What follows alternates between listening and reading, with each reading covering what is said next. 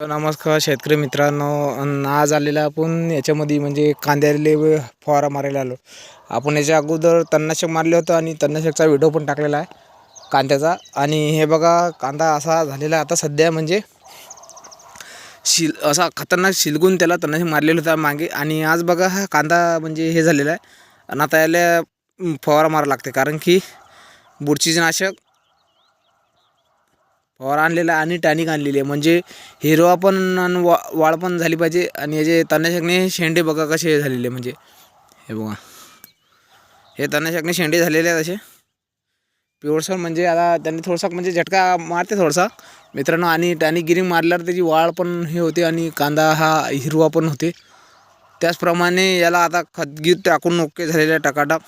याला आता फवारा मारल्याबरोबर 2 दिवसांनी लगेच पाणी देणार आहे, कारण की याला अगोदर पाणी दिलेलं होतं आणि आतापर्यंत ओलंच आहे. ते आपण पाहू शकता खाली, हे बघा ओलंच आहे मित्रांनो.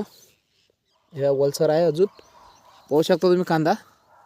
आणि आपल्या व्हिडिओ आवडला असेल तर लाईक आणि सबस्क्राईब करून ठेवा मित्रांनो. फार्मिंग गुरु या यूट्यूब चॅनलला आपण असेच नवीन व्हिडिओ आपण टाकत जाणार आहे. धन्यवाद.